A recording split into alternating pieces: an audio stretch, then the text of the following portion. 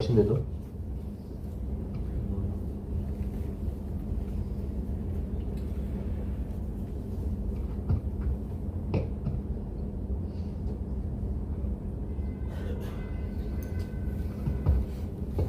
Pawar sir, he is a member and core committee member of WIRC RERA study group and task force 2019-20 and 24-25.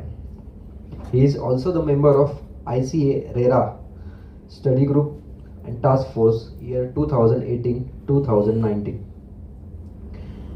Member of legal services committee of WIRC for the year 2023-24. He is the contributor and reviewer of the book Maharashtra Maharera Practice Manual published by WIRC of ICAI along with Taxman publication in 2021.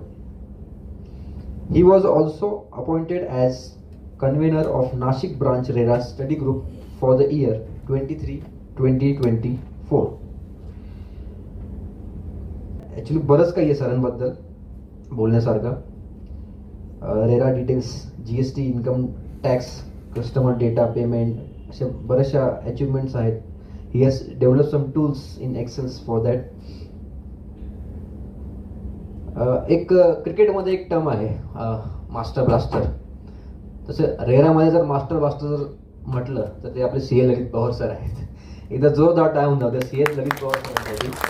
मी सरांना विनंती करतो की आम्हाला मार्गदर्शन करावं आणि सर्वांना माझी विनंती, कृपया मोबाईल हा सायलेंट मोडवर ठेवा. जे काही तुमचे प्रश्न असतील ते सेशन झाल्यानंतर आम्ही 10 मिनिटं देऊ, तुम्ही विचारू शकता. CA ललित पवार सर, एकदा जोरदार टाळ्या होऊन जाऊ.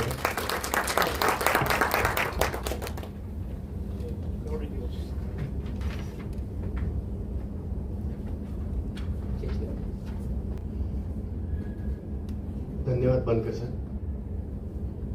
आणि इंट्रोडक्शनसाठी पण धन्यवाद. खूप छान इंट्रोडक्शन दिलं तुम्ही.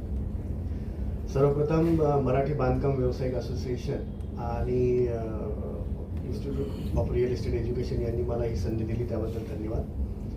मी संजय मोरे सर, सुनील रोकडे सर आणि बनकर सर, संदीप पाटील सर यांचं खरंच आभार मानतो. ते प्रत्येक वेळेस मला अशी संधी देतात की बाबा नॉलेज शेअरिंग करण्यासाठी.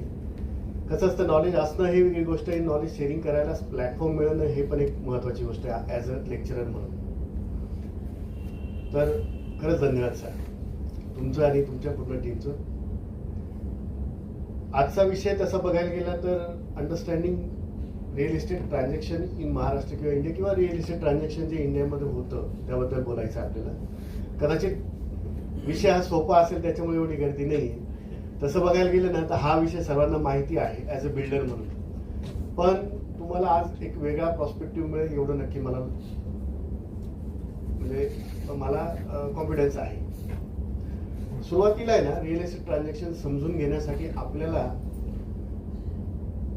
अडचण अशी आहे की आपण कुठल्या बॅकग्राऊंडवरनं येतो, कुठल्या बॅकग्राऊंडवरून येतो. सरांनी जसं सांगितलं की आपल्या नावामध्ये जसं मराठी बांधकाम व्यावसायिक आहे ते ही सत्य घटना आहे आणि सत्यस्थिती आहे की आपण second, third, fourth generation builder असाल किंवा व्यावसायिक असाल ही खूप कमी होईल. बरोबर आहे का नाही? तत्पूर्वी मी एक सांगतो की हे सेशन जर इंटरॅक्टिव्ह झालं तर खूप बरं होईल. तुमचे प्रश्न मध्ये मध्ये येत राहिले तर आम्हालाही लक्षात राहील की लोकांना लक्षात येतंय काय ते प्रश्न पडत आहेत. तर तुम्ही कधीही प्रश्न विचारू शकतात, सेशनच्या मध्ये थांबू शकतात आणि सेशनच्या एंडला तर आपण ठेवलेलंच आहे. तर रिअल इस्टेटचं ट्रान्झॅक्शन सुरू कुठं होतं बरं, कोणी सांगेल का मला? ॲज अ इन्व्हेस्टर म्हणून सांगा, ॲज अ प्रमोटर म्हणून सांगा, ॲज अ डेव्हलपर म्हणून सांगा, किंवा कुठलाही एखादा बिझनेस करणार. जसं मी चार्टर्ड अकाउंटंट आहे, मी जागा का घेतो किंवा मी रिअल इस्टेट ट्रान्झॅक्शन का करतो किंवा कुठून सुरुवात होतं? जमीन खरेदी विक्री, अजून खरेदीसाठी, अजून बिल्डिंग बांधण्यासाठी,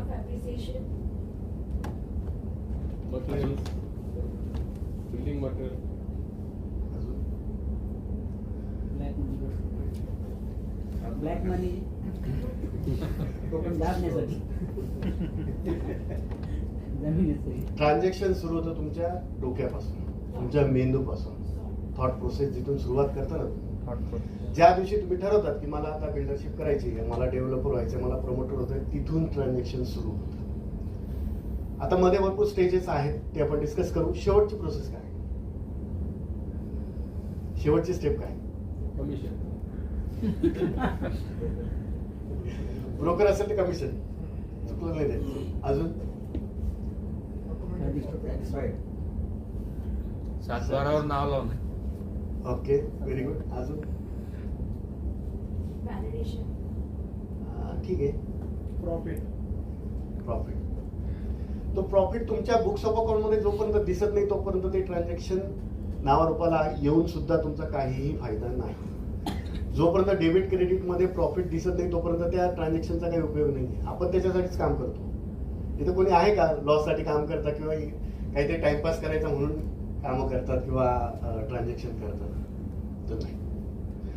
माझ्या माहितीप्रमाणे ट्रान्झॅक्शन एंड होतं तुमच्या बॅलन्स शीटला किंवा तुमच्या अकाउंटला प्रॉफिट जेव्हा जमा होतो आणि तो प्रॉफिट तुम्ही बघून सॅटिस्फाईड होतात तेव्हा ते ट्रान्झॅक्शन स्टॉप होतं. ते स्टॉप का होतं? कारण की ती ऑलरेडी प्रॉपर्टी तुम्ही हँडओव्हर केलेली आहे आणि त्याच्यामुळे तुमची रिस्पॉन्सिबिलिटी संपलेली आहे, म्हणजे ते ट्रान्झॅक्शन तुमच्यासाठी संपलेलं आहे. इतरांसाठी ते मे बी स्टार्ट झालं असेल किंवा त्यांच्यासाठी एंड झालं असेल, बरोबर.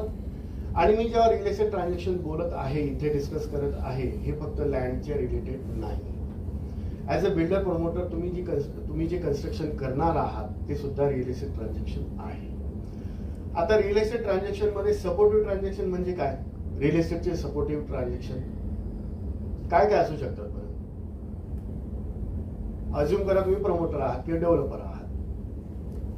Development agreement. ओके. अजून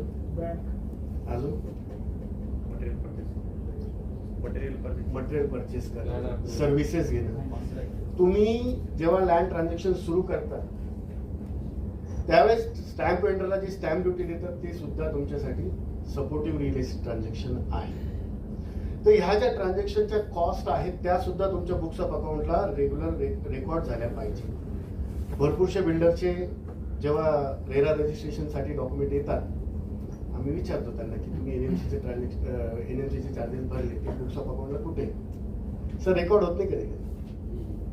का तर कॅशमध्ये दिली, म्हणजे ज्यावेळेस कॅशमध्ये चालायचे वगैरे. स्टॅम्प ड्युटी आता कुठेतरी जे स्टॅम्प वेंडर आहेत त्यांना अडचण व्हायला लागली म्हणून ते बँकेतनं घेतात. त्याचं स्टॅम्प वेंडर पण तेच करायचे, कॅशमध्ये घ्यायचे आणि पे करून टाकायचे.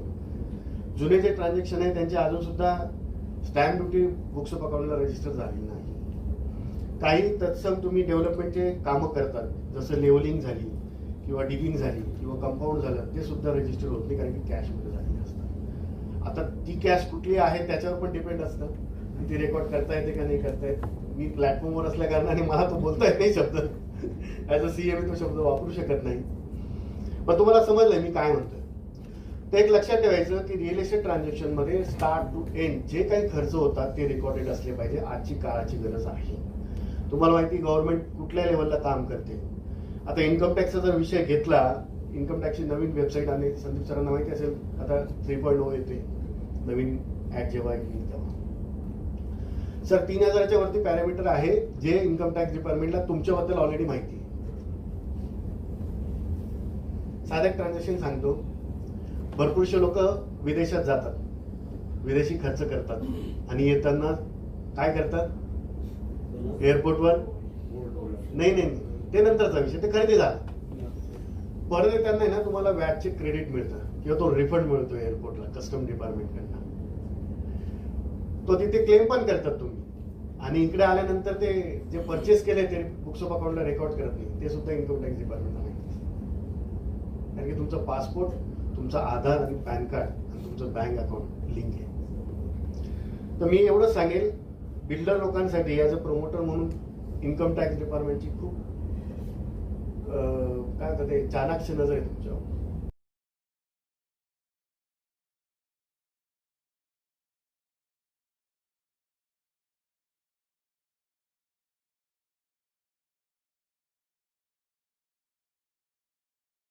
किती लोकांनी आतापर्यंत असेसमेंट फेस केल्या इन्कम टॅक्सच्या किंवा रेड फेस केलेल्या आहेत, त्यांना हे चांगलंच माहिती आहे. तर रिअल एस्टेटचं ट्रान्झॅक्शन करताना सुरुवातीपासून ते एंड पर्यंत शक्यतो बँकेतनं ट्रान्झॅक्शन करा. आता मी शक्यतो वापरला. या शक्यतेची किती अमाऊंट आहे संदीप सर सांगते? नाही, कॅश मधली जी ट्रान्झॅक्शन आहे त्याची शक्यता कॅशमध्ये होऊ शकतो. तुम्ही रिअल एस्टेट ट्रान्झॅक्शन कॅशमध्ये आजही करू शकता, सब्जेक्ट टू 10,000. इन्कम टॅक्स मध्ये अशी एक प्रोव्हिजन आहे की ज्याच्यामध्ये 10,000च्या वरती जर कॅश ट्रान्झॅक्शन जर केलं तुम्ही रिअल एस्टेट ट्रान्झॅक्शन मध्ये, तर दोघांना 100% टॅक्स भरायचा आहे. 1 करोडची प्रॉपर्टी घेतली, 1 करोडचा टॅक्स भरायचा. आणि ते जर 69 वगैरे मध्ये अटकले किंवा 80 म्हणजे इव्हेजन मध्ये जर अटकलं तर 85% पर्यंत टॅक्स आहे. आणि 85% बेसिक टॅक्स आहे. त्याच्यानंतर इंटरेस्ट, पेनल्टी आणि बाकीच्या गोष्टी येतात. ऑफिसरला सॅटिस्फाईड करणं हे आपण त्याच्यात इन्क्लूड करा. तर ती ट्रान्झॅक्शनची व्हॅल्यू आणि त्याच्यावर त्याच्या मागची जी ही पेनल्टी आणि बाकीच्या ज्या गोष्टी त्या जर कॅल्क्युलेट केल्या तर मी एवढंच म्हणेन की आता जुने विषय सोडा आणि बँकेतनं व्यवहार करा. आणि आता किती मोठे मोठे व्यवहार होतात, हे 10,000 सुद्धा रेकॉर्डला दिसणार नाही. म्हणजे शेवटचे जो रुपया असतो एखाद्या अमाऊंट मधला तो सुद्धा बँकेतनं दिला जातो. तर तसंच करा. आता आजच्या विषयाला जर हात घालायचं म्हटलं तर रिअल एस्टेटचे टाइप्स काय, रिअल एस्टेट ट्रान्झॅक्शनचे टाइप्स काय आणि त्याची अकाउंटिंगच्या बाबतीत आपण जेव्हा अकाउंटिंगचं सेशन घेऊ त्यावेळेस बोलू. तत्पूर्वी मी एक आवाहन करतो तुम्हाला की हे थोडा टेक्निकल विषय आहे. हे पूर्ण आजचा विषयच टेक्निकल आहे. तुम्हाला माहिती असेल, नो डाऊट, तुम्ही जर बिझनेस करत आहात तर याच्यातला 100% माहिती असेल किंवा याच्यापेक्षा जास्ती माहिती असेल. मी म्हणत नाही की मी खूप मास्टर आहे. मला फक्त थोडंफार माहिती मी तुम्हाला फक्त शेअर करायला आलो इथे. तर माझं एवढंच म्हणणं आहे की जे तुम्हाला माहिती ना त्याच्यात हे ऍडिशन करा. आणि याच्या शेवटी जेव्हा आपण अकाउंटिंगच्या बाबतीत बोलू त्यावेळेस ह्या प्रत्येक ट्रान्झॅक्शन मध्ये काय काय चेंजेस होतात ट्रान्झॅक्शन, बेसिक ट्रान्झॅक्शन मध्ये, ते आपण डिस्कस करू. तर सर्वप्रथम येतं sale deed. Sale deed normal असते. एखादी प्रॉपर्टी बघतात तुम्ही, मग ती लँड असेल म्हणजे कमर्शियल लँड असेल किंवा शेती असेल किंवा फार्म हाऊसची लँड असेल, तुम्ही ती लँड सरळ एक XYZ अमाऊंट ठरते, तुम्ही त्याला चेक देतात, DD NFT करतात आणि तो तुम्हाला ती लँड ट्रान्सफर करतात, सेल डीड रजिस्टर करून टाकतात. त्याच्यानंतर पुढचा विषय ॲग्रीमेंट फॉर सेल. आता ॲग्रीमेंट फॉर सेल आणि सेल डीड मध्ये काय डिफरन्स आहे बरं? बोलू सांगू सगळे. व्यवहार झाला, ॲग्रीमेंट फॉर सेल केलं, खरेदी हा 60 एकत आणि 60 एकत मध्ये हिसार पावती वगैरे पण म्हणतात बऱ्याचशा आपल्या एरियामध्ये. तर हा ॲग्रीमेंट फॉर सेल आधी होते. याच्यामध्ये काय असतं, निगोशिएशन होतं. समजा 1 करोडची ट्रान्झॅक्शन ठरलं तुमचं, तुम्ही म्हणतात 5 लाख 10 लाखाचा ऍडव्हान्स देतात आणि मग उरलेले पैसे आपण सेल डीडला करूया. तर सेल डीड मध्ये एकाच स्ट्रोक मध्ये तुम्ही पूर्ण पैसे देतात आणि डॉक्युमेंट रजिस्टर करतात. ॲग्रीमेंट फॉर सेल मध्ये काय होतं, आधी ॲग्रीमेंट फॉर सेल होतं, नावातच आहे ॲग्री फॉर सेल. तर 1 करोडची प्रॉपर्टी 5 लाख दिले, 95 लाख यायचे बाकी, ज्या दिवशी देतील त्या दिवशी हँड ओव्हर होईल. त्याच्यानंतर गिफ्ट डीड. गिफ्ट डीड मध्ये नॉर्मली एक व्यक्ती दुसऱ्या व्यक्तीला विदाउट कन्सिडरेशन एखादी प्रॉपर्टी लिहून देतो. आता गिफ्ट डीड जर म्हटलं तर इन्कम टॅक्सचं खूप चांगलं लक्ष असतं त्याच्यावर. आवडता विषय त्यांच्यासाठी. तर कोणी कोणाला दिल्यानंतर टॅक्स लागत नाही. कोणाला काही आयडिया? Blood relation.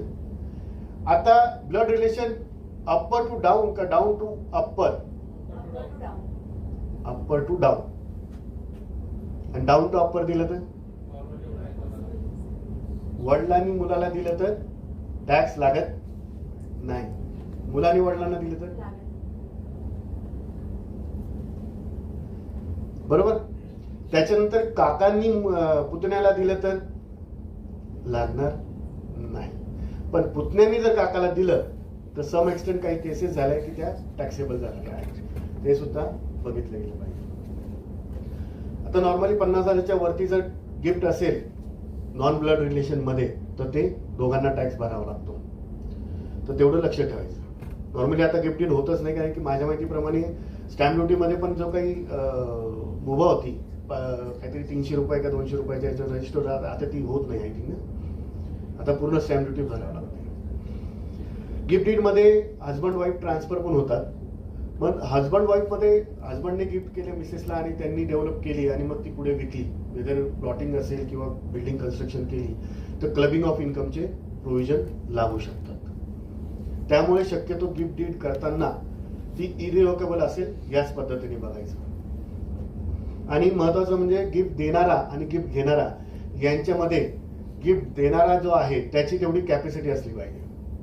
जसं आता इन्कम टॅक्स चाललंय की 13 लाख 14 लाखाची सॅलरी आय टी वाल्यांना आणि 5-5 लाख रुपये ते ट्रस्टचं डोनेशन देतात. असे लाखो केसेस इन्कम टॅक्स डिपार्टमेंटने ओपन केलेले आहेत आणि लोकांना नोटिसेस गेल्या आहेत. असं काही झालं नाही पाहिजे. तर समोरचा जो गिफ्ट देतोय, घेणाऱ्यापेक्षा जो गिफ्ट देतोय त्याची तेवढी कॅपॅसिटी काय हे लक्षात घेतलं पाहिजे. त्याच्यानंतर लीज डीड किंवा रेंटल अग्रीमेंट. आता लॉंग लीज असतात, 10 वर्ष 25 वर्ष. माझ्या आयुष्यामध्ये एक असं ट्रान्झॅक्शन बघितलेलं आहे किंवा सॉरी लीज डीड बघितली की ती 999 वर्षाची आहे. किती लोकांनी 999 वर्षाची लीज अग्रीमेंट बघितलेली आहे? 99 पण होत नाही आता, 80 आय थिंक 80 रिस्ट्रिक्ट केलेलं आहे. मी 999चं ट्रान्झॅक्शन बघितलं. 999 वर्षाचे लीज ट्रान्झॅक्शन नाशिकमध्ये बघितलं आहे. 1956चं ट्रान्झॅक्शन आहे. जे विचार करा, 1956 मध्ये 999 वर्षाची लीज दिली गेलेली आहे. किती पिढ्या गेल्या. मग त्याच्यानंतर गव्हर्नमेंटने ते बंद केलं. आय थिंक 1960 मध्ये समथिंग ते बंद केलं. 99 वर्षाची लीज आली आणि आता काहीतरी 80 वर्षाची लीज वगैरे असं काहीतरी चाललंय किंवा झालंय म्हणत. तर लीज अकाउंटिंग मध्ये पण लॉंग लीज एक प्रकार असतो. त्याच्यामध्ये पण तुमचं ट्रान्झॅक्शन कसं होतंय, लीज ही दरवर्षी दिली जाणार आहे की लमसम दिली जाणार आहे त्याच्यावर पण तुमचं अकाउंटिंग ठरणार आहे. त्याच्यानंतर जर शॉर्ट लीज असेल तर त्याच्यामध्ये टीडीएसचे पण प्रोव्हिजन लागतात, तर ते पण बघितले पाहिजे आपण. आणि लॉंग लीजला इन्कम टॅक्स मध्ये ट्रान्सफरच समजलं जातं. ट्रान्सफर म्हणजे एका व्यक्तीने दुसऱ्या व्यक्तीला ट्रान्सफर केलं. त्याच्यानंतर मॉर्गेज डीड आता शक्यतो होत नाही. आधी जसं पगडी वगैरे राहायच्या तशा असतात की पैसे घ्यायचे आणि ती मॉर्गेज करायची. आपण जसं बँकेला मॉर्गेज करतो, पण बँक ती विकत नाही घेत आपल्याकडनं. हा, अनलेस अँड अंटिल तुम्ही रिपेमेंट जर केलं नाही तर मग ते थर्ड पार्टीला विकतात. पण बँकेला अधिकार नाही ती प्रॉपर्टी स्वतः ओन करायची. कारण की बँकेची बिझनेस हा बँकिंग आहे, not to hold real estate property. फक्त त्यांच्या ऑफिसेससाठी ते किंवा ब्रांचेससाठी बिल्डिंग घेऊ शकतात किंवा रिअल एस्टेट ट्रान्झॅक्शन करू शकतात. अदरवाईज त्यांना अलाउड नाही. त्याच्यानंतर पार्टिशन डीड. पार्टिशन डीड म्हणजे काय हो?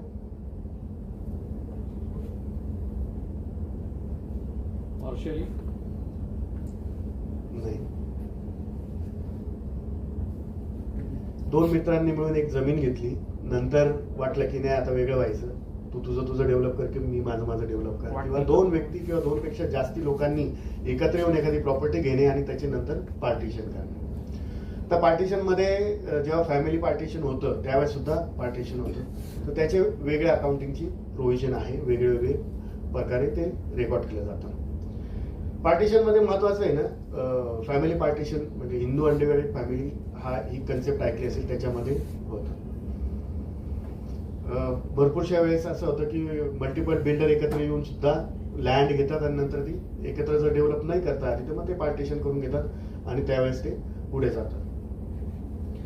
रिलिंग्विशमेंट डीड. रिलिंग्विशमेंट म्हणजे काय की सोडून देणे. आता सोडून देणे म्हणजे काय की जसं 2 किंवा 2 पेक्षा जास्ती लोकांनी ते ट्रान्झॅक्शन एक्झिक्यूट करणं आणि नंतर एकाने दुसऱ्याला ती रिलिंग्विश करणे. रिलिंग्विश मध्ये गिफ्ट डीड सुद्धा येऊ शकते.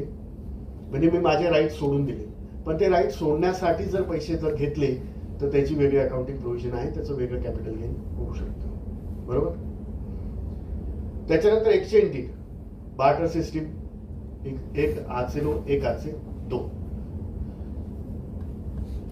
आता एक्सचेंज डीड मध्ये महत्वाचं काय असतं माहिती का की 2 प्रॉपर्टी जेव्हा एक्सचेंज होत आहेत तर विचेवर इज हायर व्हॅल्यूला जी असते तिचं व्हॅल्युएशन दोघांना ऍप्लिकेबल होतं आणि त्या पद्धतीने कॅपिटल गेन होतं depend on case to case. Development agreement, joint agreement याच्यामध्ये काय होतं की लँड दुसऱ्याची असते आणि कन्स्ट्रक्शन दुसरा करतो. याच्यामध्ये कोऑपरेटिव्ह सोसायट्या पण येतात. जसं आता नाशिकमध्ये बघितलं असेल तुम्ही कॉलेज रोडला किंवा इंदिरानगरमध्ये किंवा इव्हन सिडकोमध्ये पण काही आहेत की ज्या जुन्या बिल्डिंग आहेत, कोऑपरेटिव्ह हाऊसिंग सोसायटी आहेत, त्या आता 20 वर्ष, 25 वर्ष, 30 वर्ष झाले आहेत किंवा थोड्या कन्स्ट्रक्शन त्यांचं कमकुवत झालेलं आहे, तर ते डेव्हलपमेंटला येतात. तर डेव्हलपमेंटसाठी ज्या येतात त्यांना डेव्हलपमेंट अग्रीमेंट म्हणतात किंवा जॉईंट डेव्हलपमेंट अग्रीमेंट म्हणतात किंवा रिडेव्हलपमेंट अग्रीमेंट होतात. Power of attorney for property transaction, power of attorney किंवा आपण जनरल पॉवर ऑफ अटर्नी किंवा स्पेशल पॉवर ऑफ अटर्नी म्हणतो, त्या पद्धतीने ट्रान्झॅक्शन होतात.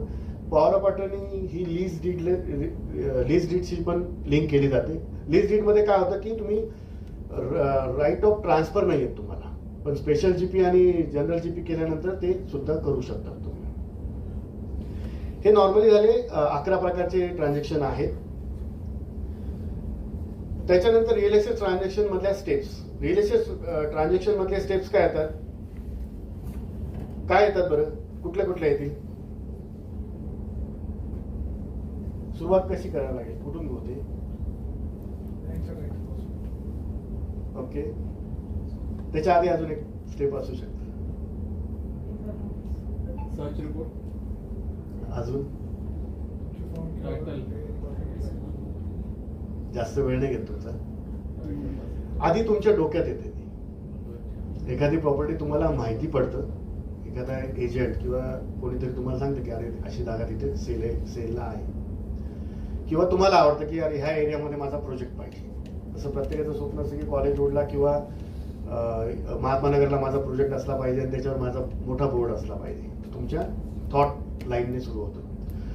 थॉट लाईनला सुरू झाल्यानंतर मग तुम्ही सर्च करता. सर्च केल्यानंतर तुम्हाला व्यक्ती सापडतो, म्हणजे सेलर सापडतो. सेलर सापडल्यानंतर सर्वात मोठी गोष्ट काय करतो आपण, ओनरशिप टायटल सर्च करतो. ओनरशिप टायटल सर्च केल्यानंतर इन्कम्बरन्स काही आहे का, त्याच्यावर प्रॉपर्टीवर काही केसेस वगैरे आहेत का, या गोष्टी आपण चेक करतो. नंतर लँड रेकॉर्ड चेक होतात किंवा म्युटेशन एंट्री, जसं आपण वकिलाला टायटल सर्च रिपोर्ट देऊन टाकतो. मित्र, वकिलाच्या भरोशावर नका राहू. तुम्ही सुद्धा 7/12 आणि 8/10च्या ज्या उतारे आहेत ते एकदा चाळून बघा.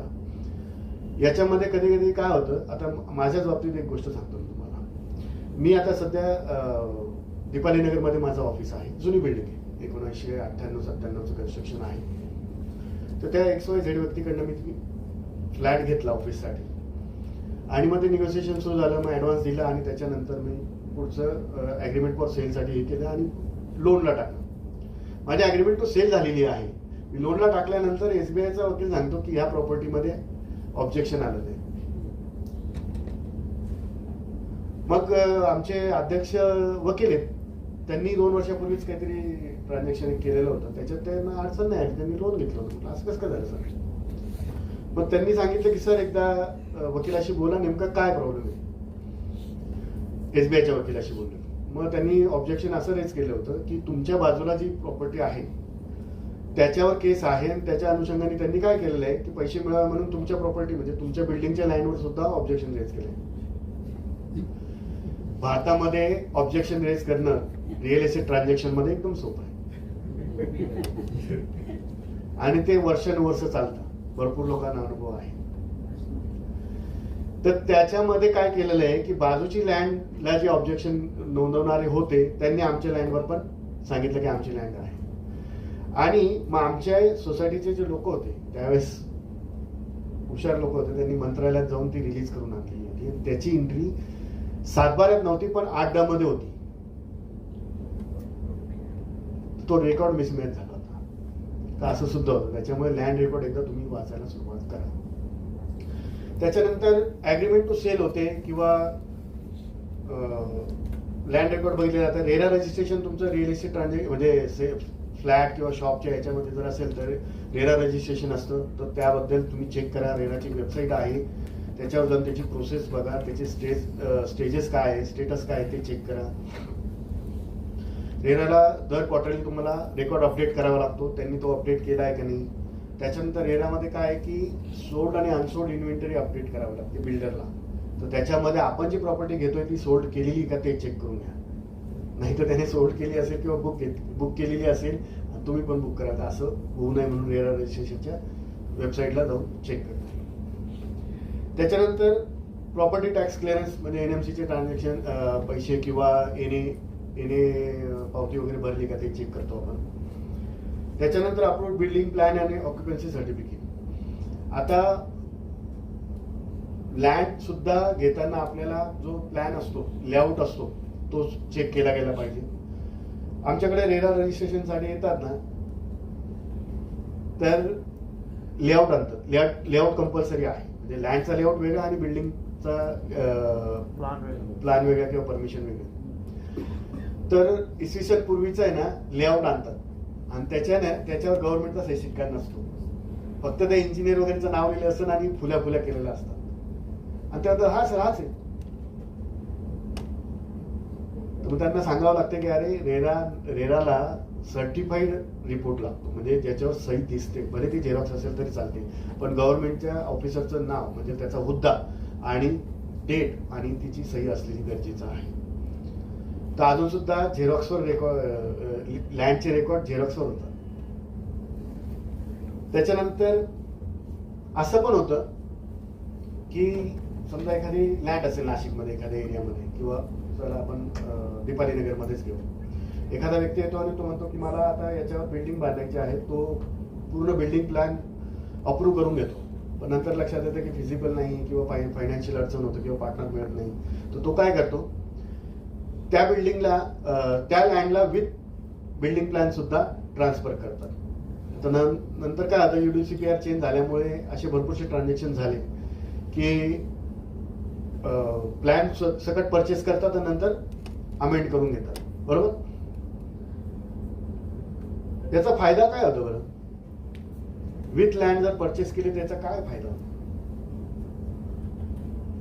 प्रायमरी ट्रान्झॅक्शन जे असतं नगरपालिकेचं किंवा नगरपालिकेचे जे चार्जेस द्यायचे असतात किंवा जे एफर्ट्स आहेत ते तुम्हाला कमी लागतात ॲज पर माय नॉलेज. बरोबर की नाही? त्याच्यानंतर निगोसिएशन झालेलं असतं आपलं. निगोसिएशन प्रमाणे जे काय आपल्याला ॲडव्हान्स वगैरे द्यायचे आहेत ते दिले जातात. आणि त्याच्यानंतर ड्राफ्टिंग ऑफ ॲग्रीमेंट. ड्राफ्टिंग खूप महत्वाची. किती लोकांनी आजपर्यंत पूर्ण डॉक्युमेंट वाचलंय खरेदी विक्री करताना? बघा, तर वकिलांनी बनवलं म्हणून तुम्ही सह्या करायच्या असं नाही. जरी तुम्ही परचेसर असाल, सेलर असाल तर नक्कीच तुम्ही चेक केलं गेलं पाहिजे. म्हणजे तुम्ही आज एवढे नंबर ऑफ फ्लॅट बांधतायत, नंबर ऑफ शॉप बांधतायत, तर तुमची ॲग्रीमेंट फॉर सेल ही पार्ट असली पाहिजे. त्याच्यात काय काय क्लॉज असले पाहिजे ते माहिती असलं पाहिजे तुम्हाला. मी असे बिल्डर बघितलेले आहेत की जे वकिलांनी बनवून दिलेली ॲग्रीमेंट फॉर सेल करतात आणि नंतर अटकतात. रेरामध्ये तशाच केसेस झालेल्या आहेत. आम्ही रेरामध्ये जेव्हा कस्टमरकडनं लढतो ॲज अ वकील म्हणून, त्यावेळेस असं येतं. किंवा एक पुण्याची केस केली मी, बिल्डरवर केस झाली रेरामध्ये. मग तो बिल्डर अप्रोच झाला. मग त्यांना आम्ही विचारतो की डॉक्युमेंट काय आहेत, तर त्याच्यामध्ये ॲग्रीमेंट फॉर सेल आणि सेल डेट झालेली होती.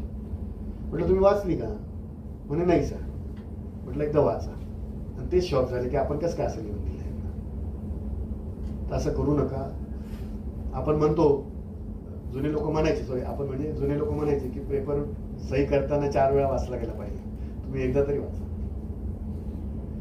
आणि राहिला विषय agreement for sale. As per RERA agreement for सेलचा ड्राफ्ट आहे, अलॉटमेंट लेटरचा ड्राफ्ट आहे, त्याच्याप्रमाणेच तो असला पाहिजे. त्याच्यामध्ये मॉडिफिकेशन अलाउड आहे. पण ॲग्रीमेंट फॉर सेलचा जो ड्राफ्ट आहे त्याच्यातल्या ज्या टर्म्स अँड कंडिशन आहेत त्याला ओव्हरराईट करणारा कंडिशन तुम्ही टाकू शकत नाही. त्याच्यानंतर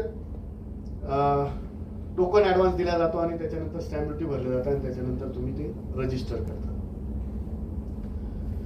मग इथेच ट्रान्झॅक्शन संपलं का? नाही.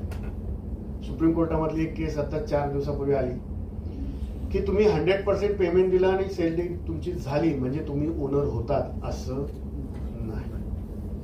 ट्रान्सफर ऑफ प्रॉपर्टी ऍक्ट प्रमाणे पजेशन आणि मोबदला ह्या दोघं जोपर्यंत गोष्टी होत नाही तोपर्यंत तुम्ही ओनर होत नाही. ऍग्रीमेंट टू सेल आणि सेल डीड मध्ये पजेशन ही टर्म्स असलीच पाहिजे आणि पजेशन जर दिलेलं असेल तरच तुम्ही ओनर होता. माझ्याकडे एक ट्रान्झॅक्शन आला होता. सरकारी अधिकारी होता, आत्ता रिटायर झाला होता, 20 वर्षापूर्वी ट्रान्झॅक्शन केलेलं होतं. सेल डीड आहे, काय सांगतो, सेल डीड आहे, 7/12 नाव नाहीये, 7D मध्ये नाव नाहीये आणि पजेशन घेतलेलं नाही. पजेशन मिळणारच नाही. तर तुम्ही पैसे दिले, सेल डीड रजिस्टर केली म्हणजे तुम्ही मालक होता असं नाही. त्याच्यानंतर काय केलं पाहिजे मग? सेल डीड झाल्यानंतर सर्वात महत्वाचं म्हणजे तिथे नमूद केलेलं पाहिजे की पोझिशन मिळालं किंवा पोझिशन दिलं. आणि त्याच्यानंतर लँड रेकॉर्ड जे आहेत 7/12 किंवा नगरपालिकेचे किंवा इलेक्ट्रिसिटीचे, पाण्याचे, याचे सर्व रेकॉर्ड चेंज करून घ्यायचे. बरोबर. आता याच्यासाठी जो खर्च लागणार आहे तो सुद्धा रेकॉर्डवर आला पाहिजे. वकिलाला जी फी देतात तुम्ही 5,000 10,000 प्रत्येक ट्रान्झॅक्शन रजिस्टर करायचे, ते सुद्धा रेकॉर्डला आले पाहिजे. इव्हन तुम्ही कॅशमध्ये दिलेले असतील तरी सुद्धा.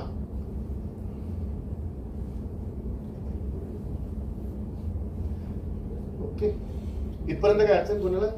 जास्ती फास्ट तर नाही होते ना? काही अडचण क्वेश्चन इथपर्यंत?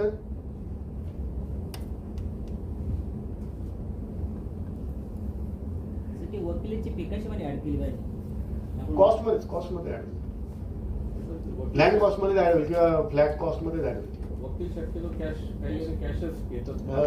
आपल्याला 10,000 पर्यंत टेन्शन नाही, तेवढीच असते. माझ्या नाशिकमध्ये याच्यापेक्षा जास्ती नसते. 25,000 हो घेतात. मग ते चेकमध्ये यायचे तेवढे फक्त लक्षात ठेवा की बँक ट्रान्सफर करायचे. Yes sir. पटेल लोक पूर्ण कॅश मध्ये करतात, मग ते कसं करतात? लेक्चर नंतर भेटा सर, खूप इंटरेस्टिंग विषय. आम्हाला पूर्ण कॅश देता, काही आम्ही टाकलं ना माल लगेच कॅश, तुमचे 2 लाख असो 5 लाख असो कॅश देतो. याच्यावर बोलू सर आपण. आता त्याच्यात विषय असा आहे की तुम्ही त्याचं काय करता त्याच्यावर पण विषय, म्हणजे बँकेत टाकतात त्याच्याबद्दल नाही बोला तुम्ही, बुक्स ऑफ अकाउंट मध्ये तुम्ही काय करता त्याच्यावर पण विषय. रजिस्टर करून घ्यावं लागतं. हो हो, कन्व्हेन्स डीड रजिस्टर करून द्यावं लागतं. ऍक्च्युली प्रॉब्लेम काय आहे, आपल्याकडे कन्व्हेन्स डीड नाही होत, आपल्याकडे डीम कन्व्हेन्स डीड होते.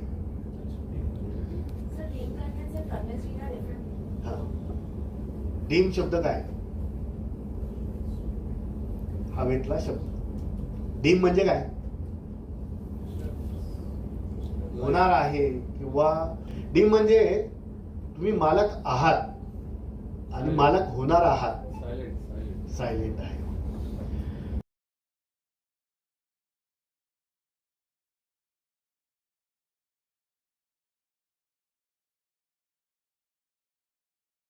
$100 एकरचं ट्रान्झॅक्शन केलेलं होतं काहीतरी 20 वर्षापूर्वी, आणि ते घेतल्यानंतर 10 वर्षात त्यांनी ती पूर्ण डेव्हलप केली ती प्रॉपर्टी आणि ती पूर्ण सेल केली, हँडओव्हर केली. 20 वर्षानंतर ज्याच्याकडनं घेतली होती त्याची बहीण आली आणि ती म्हटली की या प्रॉपर्टीमध्ये माझ्या भावाने मला काही दिलं नाही, मला याच्यातनं हिस्सा. असं होतं. म्हणजे काय झालं की आपल्याकडे कन्व्हेन्स नाही होत, म्हणजे तुम्ही अप्रोप्रिएट मालक नाहीये. तर याचा दुसऱ्या साईडने जर चेक करायचं म्हटलं तर तुम्ही एखादी जमीन विकत घेतली तर तुम्ही त्या जमिनीचे खरंच मालक आहात का? 100-200 मीटरच्या खाली जर तुम्हाला खोदायचं असेल तर तुम्ही खोदू शकतात का? तिथे जर ऑइल, गोल्ड, कोळसा जर लागला तर तुम्ही मालक आहात का? कोण मालक आहे? गव्हर्नमेंट. तुम्ही फक्त राईट्स घेतात. हे फक्त राईट्स आपण विकत घेतो. जरी म्हणतो माझी जमीन आहे, तुम्ही फक्त राईट्स अज्युम करताय. बरोबर. त्याच्यानंतर जे हाय व्हॅल्यू ट्रान्झॅक्शन होतात 50 लाखाच्या वरती रिअल एस्टेट ट्रान्झॅक्शन मध्ये, त्यांना 1% TDS भरावा लागतो. कोण कोणाला देणार आहे टीडीएस? सेलर का बायर? बायर टीडीएस करतो आणि कोणाला देतो? To To the the government government. आणि मग तो काय करतो? जे टीडीएसचं सर्टिफिकेट आहे ते सेलरला देतो आणि सेलर काय करतो? त्याच्या इन्कम टॅक्सच्या रिटर्न मध्ये ते दाखवतो. जास्त इन्कम टॅक्स असेल तर ऍडिशनल भरतो, कमी असेल तर तो रिफंड मागवतो. तर याच्यानंतर लक्षात ठेवा, 50 लाखाच्या वरती जर ट्रान्झॅक्शन असेल तर टीडीएस कंपल्सरी आहे. आता नाशकामध्ये पण झालं, 1.5 2 करोडचे फ्लॅट आहेत नाशिकमध्ये आणि याच्यापेक्षा जास्त आता येत आहे. तर 50 लाखाच्या वरती जर फ्लॅट रजिस्टर्ड स्टॅम्प ड्युटीवर होत असेल, म्हणजे ॲग्रीमेंट फॉर सेल किंवा सेल डीड होत असेल, तर आधी टीडीएस करावा लागतो. ते सर्टिफिकेट तुम्हाला ॲग्रीमेंट टू सेलला किंवा सेल डीडला जावं लागतं आणि त्याच्यानंतरही सब रजिस्टर अप्रूव्ह करतात. पण टीडीएस मध्ये काय आहे की विदिन 30 डेज तुम्ही तो पे करू शकता. म्हणजे आज ट्रान्झॅक्शन झालं तर आजच झालं पाहिजे असं नाहीये. पण काय होतं, सब रजिस्टर स्वतःचं टेन्शन कमी करतात. त्याच्यामुळे ते सांगतात की आधी टीडीएस पे करून आणा, त्याचं सर्टिफिकेट आणा आणि आपण इथे लावू आणि मग तुमचं ट्रान्झॅक्शन आपण रजिस्टर करू. पण ते विदिन 30 डेज तुम्ही पे करू शकता. विदिन 30 डेज मध्ये जर पे नाही केला टीडीएस तर काय होतं? 200 रुपये पर डे पेनल्टी. बरोबर का? 200 रुपये पर डे पेनल्टी आहे. आणि तुम्ही म्हणाल की सर काही होत नाही, बघू जेव्हा येईल तेव्हा. 20 लाखाच्या वरती जेवढे ट्रान्झॅक्शन रजिस्टर होतात सब रजिस्टर ऑफिसला, हे सगळे इन्कम टॅक्सला कळवावं लागतात. सब रजिस्टरला अॅन्युअल फायनान्शियल रिपोर्ट मध्ये ते द्यावे लागतात. त्याच्यामुळे इन्कम टॅक्सला ऑलरेडी माहिती की तुम्ही काय सेल केलं, काय परचेस केलं. आता तर एआयएस आणि एएसआय मध्ये लक्षात येतं की काय सेल केलं आणि काय परचेस केलं. तर त्याच्यामुळे तो टीडीएस लवकरात लवकर भरा आणि त्याच्यावर इंटरेस्ट पण लागतो. नंतर अंडर कन्स्ट्रक्शन प्रॉपर्टी असेल तर तुम्हाला जीएसटी लागतो. आता जीएसटी मध्ये 3 प्रकार आहेत, 1%, 5% आणि 12%. 1%, 5% तुम्हाला रेसिडेन्शियलला आहे विदाउट आयटीसी, 12% कमर्शियलला आहे विथ आयटीसी. कमर्शियलला विदाउट आयटीसी असा कुठलाही रेट नाही. त्याच्यानंतर होम लोन जर असेल, होम लोनला बँकेचे जे रेकॉर्ड आहेत ते चेक करून घ्या. भरपूर वेळा काय होतं की एखाद्या प्रॉपर्टीवर मॉर्गेज असतं किंवा लोन घेतलेलं असतं आणि आपण ती प्रॉपर्टी घेतो, तर आधी ते लोन क्लोजर करा आणि त्याचा रेकॉर्ड घ्या. रेकॉर्ड आपल्या म्हणजे त्याचं डॉक्युमेंट आपल्या अखत्यारीत घ्या आणि त्याच्यानंतरच उरलेलं पेमेंट करा.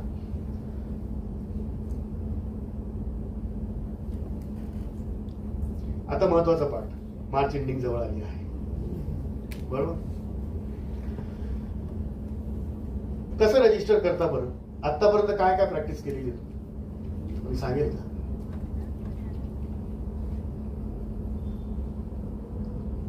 प्रश्न चुकला असेल. काय केलं पाहिजे? एखादी प्रॉपर्टी घेतली, सर्वात पहिला प्रश्न काय यायला पाहिजे?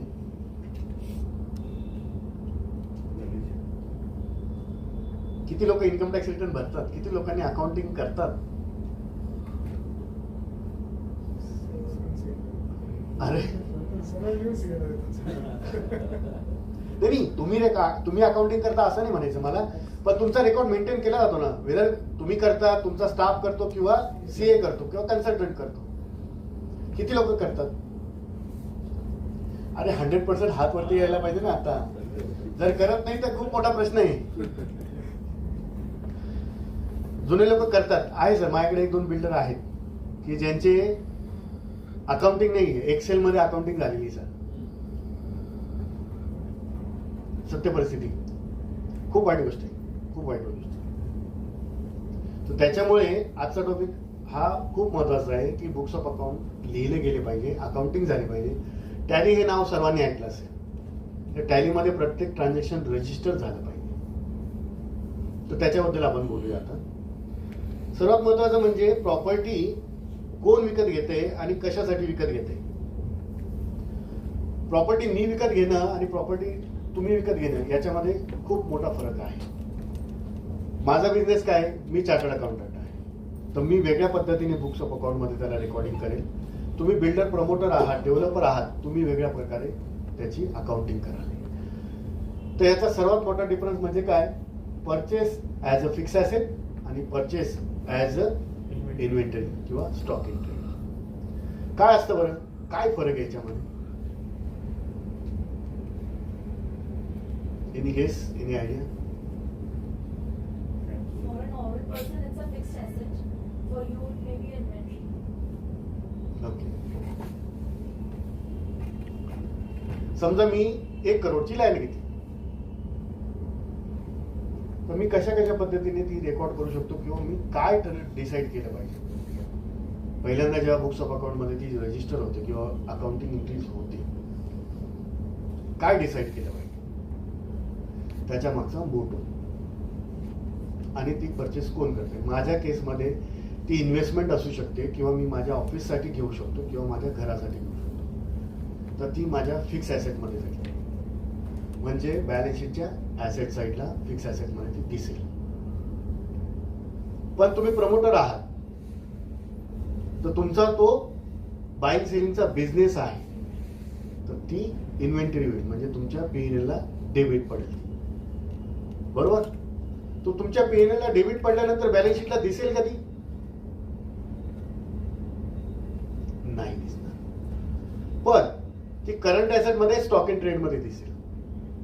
जर ती त्या वर्षात तुम्ही विकली नाही किंवा तिचा विल्हेवाट लावला नाही, तर ती तुमच्या स्टॉक इन ट्रेड मध्ये दिसेल. एक प्रॉपर्टी असेल तर ठीक आहे, पण मल्टिपल प्रॉपर्टी असेल तर तुमच्या अकाउंटिंग मध्ये ते वेगळ्या वेगळ्या नावाने ती सेव्ह झाली पाहिजे आणि त्याचे जे खर्च आहेत ते वेगळे वेगळे रजिस्टर झाले पाहिजे. So that will come under capital now. Capital account. नाही, इन्व्हेंटरी स्टॉक इन ट्रेड मध्ये असते. आणि फिक्स ॲसेट म्हणजे मी माझ्या स्वतःसाठी घेतली असेल, माझ्या कन्झम्पशनसाठी किंवा मी फ्युचर इन्व्हेस्टमेंट, फ्युचर सेलिंगसाठी, तर मग त्याला मी फिक्स ॲसेट मध्ये टाकतो. थोडं किचकट आहे विषय, परत एकदा समजून घ्या. तुम्ही ॲज अ बिल्डर प्रमोटर जर प्रॉपर्टी घेत असाल आणि ती पुढे विकत असाल नजीकच्या पिरियडमध्ये, तर ती कुठे जाईल? इन्व्हेंटरी. P&L ला डेबिट होईल. जर विकली गेली तर सेल मधून क्रेडिट होईल. जर विकली गेली नाही तर स्टॉक इन ट्रेडला ती दिसत राहील मल्टिपल वर्ष जोपर्यंत तुम्ही विकत नाही. ॲज अ कन्झ्युमर म्हणून जर तुम्ही घेतली प्रॉपर्टी, तर काय होईल? ती फिक्स ॲसेट मध्ये होईल, म्हणजे तुमची ती प्रॉपर्टी बॅलन्स शीटला दिसेल. आता जेव्हा ऍप्रिसिएशन होतं, तर त्याचं काय होतं? ऍप्रिसिएशन जर झालं तर प्रॉपर्टीची व्हॅल्यू वाढते. लँड आणि रिअल एस्टेटचे ट्रान्झॅक्शन सब्जेक्ट टू काही कंडिशन जर असतील तरच ते डाऊन होतं, नाही तर गोल्ड सारखं वाढतच राहतं.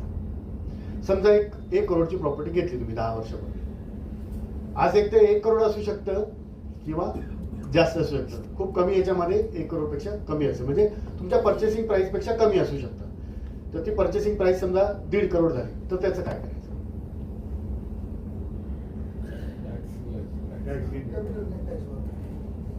अजून कॅपिटल गेन येणार नाही जोपर्यंत तुम्ही ती विकत नाही. मग तिचे 10 करोड जरी झाले, तुमच्या बॅलन्स शीट मध्ये जी कॉस्ट रेकॉर्ड झालेली ऍज अ इन्व्हेस्टर म्हणून, ऍज अ कन्झ्युमर म्हणून, तरच 10 करोड जरी झाली त्याच्यामध्ये काहीही चेंज होणार नाही. ज्या दिवशी तुम्ही विकाल त्या दिवशी कॅपिटल गेन मारायचं आहे तुम्हाला. लक्षात आलं? तेच जर तुम्ही इन्व्हेंटरी मध्ये दाखवलेलं आहे तर काय? तर इन्व्हेंटरीचा नियम आहे कॉस्ट और market value which is local. तिथे काय होतं? 1 करोडच्या प्रॉपर्टीचं ऍप्रिशिएशन कितीही झालं तर ते रेकॉर्डला येत नाही. पण तुम्ही प्रायव्हेट लिमिटेड असाल, लिमिटेड कंपनी असाल, तर तुमच्या ऑडिटरने ते कुठेतरी नोट्समध्ये नमूद केलेलं असतं. पण तुम्ही प्रोप्रायटर आहात, पार्टनरशिप फर्म आहात, छोटा मोठा बिझनेस करतात, तर त्याच्यासाठी ते कुठं नोंद घ्यायची गरज नाही, कुठेही काही प्रॉब्लेम होणार नाही. ज्या दिवशी तुम्ही स्टॉक इन ट्रेड विकाल त्याचा जो प्रॉफिट आहे त्याच्यावर तुम्हाला टॅक्स भरायचा आहे. पण त्याला कॅपिटल गेन म्हणतात का? मग नाही, त्याला कॅपिटल गेन म्हणत नाही. रेग्युलर बिझनेस ट्रान्झॅक्शन आहे, बाईंग सेलचं ट्रान्झॅक्शन आहे. P&L ला डेबिट केलं, P&L ला क्रेडिट झालं, मधला जो डिफरन्स आहे त्याच्यावर रेग्युलर बिझनेस ऑफ इन्कम या हेडखाली तुम्हाला टॅक्स भरायचा आहे. म्हणजे डिफरन्स काय झाला कॅपिटल गेन आणि प्रॉफिट डिक्लेअर करण्यामध्ये. कॅपिटल गेनला टॅक्सचा रेट वेगळा आहे आणि बिझनेस इन्कमला टॅक्सचा रेट वेगळा आहे. आधी काय व्हायचं, फिक्स्ड ॲसेटमध्ये जर तुमची प्रॉपर्टी जर असेल, कॅपिटल गेन जर येत असेल तर त्याला इंडेक्सेशनचा फायदा होता. इंडेक्सेशन म्हणजे काय व्हायचं की 2000 किंवा 2001च्या आधीची जी प्रॉपर्टी असेल तर तिला 2001चं व्हॅल्युएशन करायचे. आधी 1982 होतं, सॉरी 81 होतं, त्याच्यानंतर 2001 झालं. 2001च्या आधीचं जर असेल तर 2001ला काय व्हॅल्युएशन होतं आणि तीच प्रॉपर्टी आज जर घेतली असती तुम्ही तर इन्कम टॅक्स रूल प्रमाणे त्याचं कॅल्क्युलेशनचा फॉर्म्युला दिला होता, त्याचे आजची व्हॅल्यू काढली जायची, त्याला म्हणतात इंडेक्सेशन. तर त्या इंडेक्सेशन व्हॅल्यू आणि तुम्ही केलेला सेल याच्यातला जो डिफरन्स आहे त्याच्यावर तुम्हाला कॅपिटल गेन भरावा लागायचा. तो होता 20%. मोर दॅन 24 मंथपेक्षा जास्त असेल तर, लॉंग टर्म ॲसेट असेल तर. आता तो झालाय 12.5%. पण 12.5% मध्ये प्रॉब्लेम काय झाला की इंडेक्सेशनचा फायदा काढून घेतला नाही. तुमची घेतलेली प्राइस, विकलेली प्राइस मधल्या प्राइसवर 12.5% भरून द्या. ओके. तर महत्वाचा विषय काय आहे की तुम्ही प्रॉपर्टी घेतल्यानंतर ती रेकॉर्ड कुठल्या नावाने म्हणजे कुठल्या पर्पजने करताय ते महत्वाचं लक्षात ठेवायचं. आता तुम्ही बिल्डर आहात, बरोबर. मग बिल्डर सुद्धा फिक्स ॲसेट दाखवू शकतो का? मी काय सांगितलं, नॉन बिल्डर व्यक्ती जो असेल तो फिक्स ॲसेट मध्ये दाखवेल. बिल्डर व्यक्ती जो आहे किंवा डेव्हलपर व्यक्ती आहे, प्रमोटर व्यक्ती, तो इन्व्हेंटरी मधून दाखवेल. तर बिल्डर इन्व्हेंटरी फिक्स ॲसेट दाखवू शकतो का? In the family's name. नाही, तो नंतरच स्वतःच्या बुक्स ज्याने विकत घेतली त्याच्याबद्दल बोलतो आपण.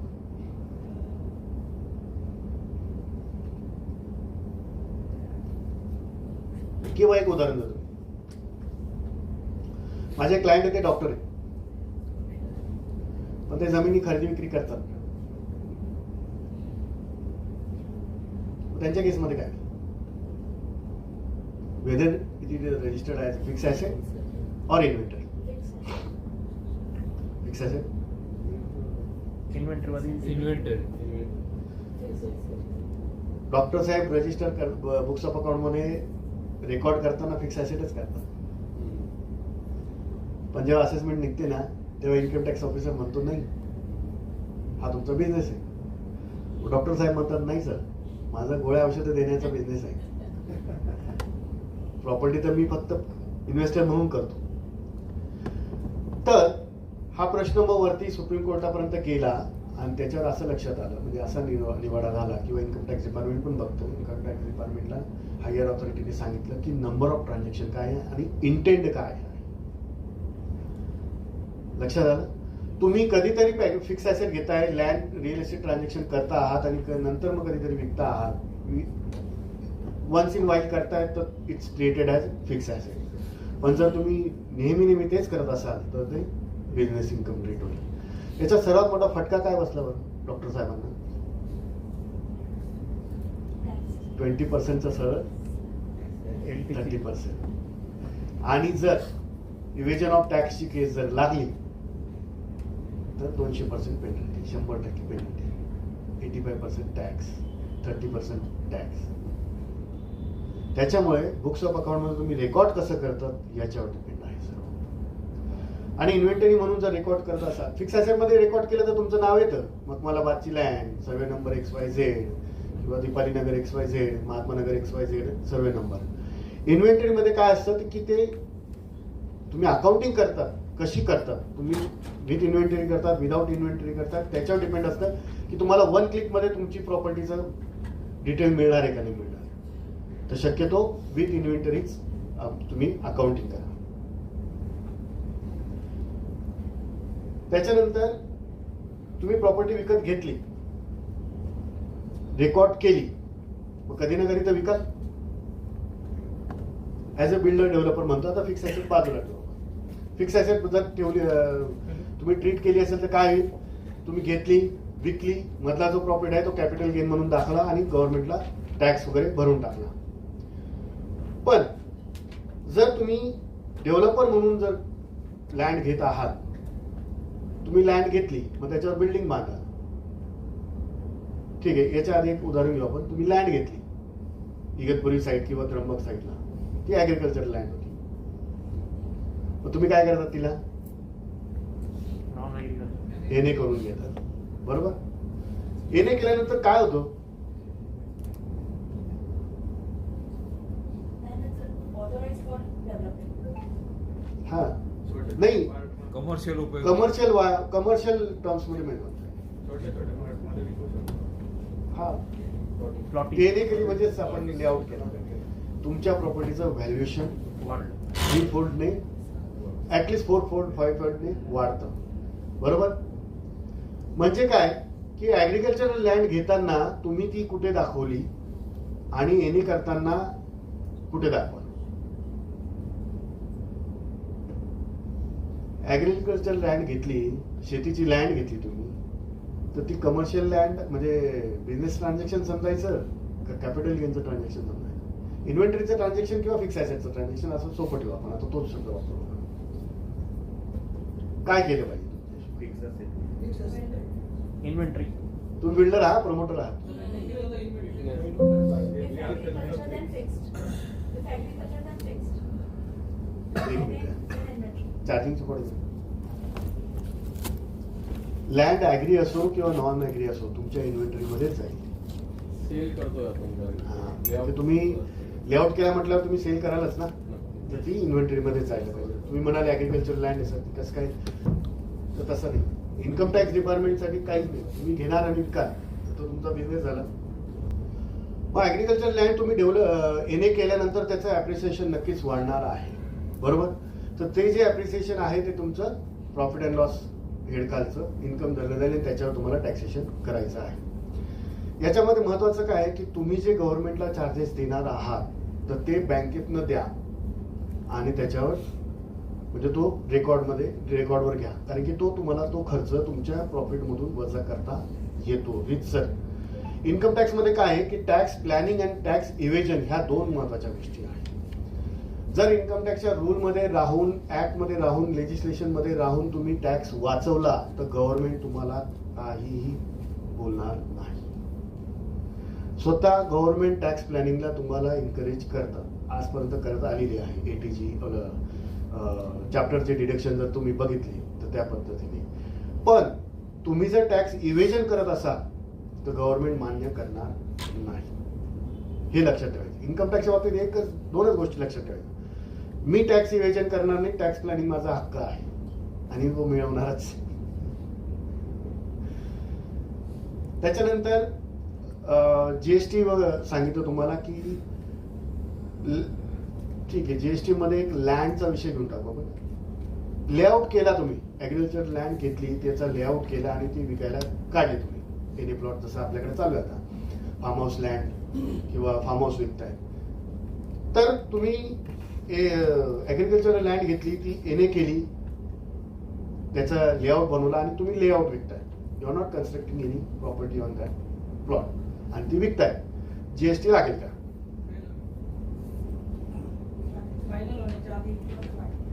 फायनल म्हणजे काय? एनए मध्ये फायनल काय? एनए झाला म्हणजे लेआउट फायनल झाला नाही ना? ओके, मग तुम्हाला लेआउट पास करून घ्यावा लागतो. लेआउट पण पास झाला, लेआउट पास झाल्यानंतर मग तुम्ही विकाल ना, मग जीएसटी लागेल का? जीएसटी डिपार्टमेंट तुमच्याकडनं टॅक्स वसूल करू शकतो.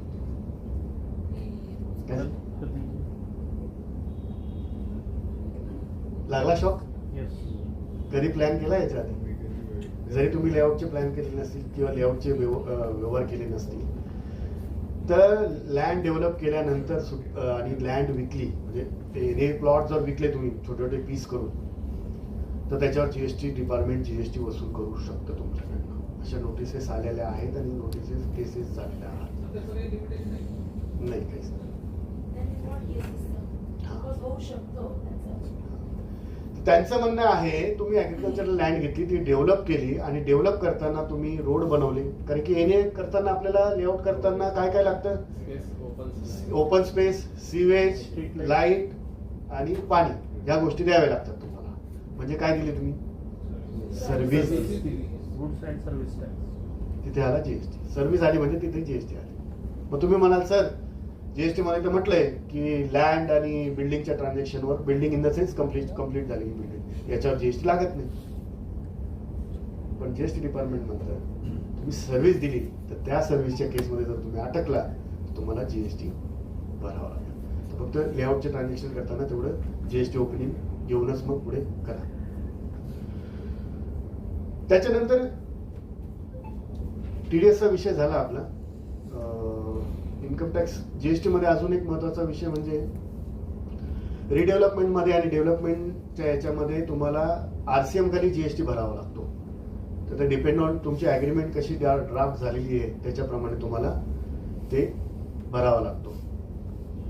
तर तेवढं फक्त तुमच्या अग्रीमेंटमध्ये काय लिहिलेलं आहे, म्हणजे सेल करताना किंवा बाय करताना, मी आता कन्स्ट्रक्टेड बिल्डिंग बद्दल बोलतोय, तर तुम्ही त्या अग्रीमेंटमध्ये काय लिहिलेलं आहे त्याच्यावरून ठरेल तुमच्या रिडेव्हलपमेंट अग्रीमेंट किंवा डेव्हलपमेंट अग्रीमेंटमध्ये किंवा जॉईंट डेव्हलपमेंट अग्रीमेंटमध्ये, त्याप्रमाणे जीएसटी तुमचा चेंज होईल. त्याच्यानंतर समजा तुम्ही एखादा फ्लॅट विकला, समजा तुमची बिल्डिंग उभी राहते, एक फ्लॅट विकला, जीएसटी कधी भरायचा हो?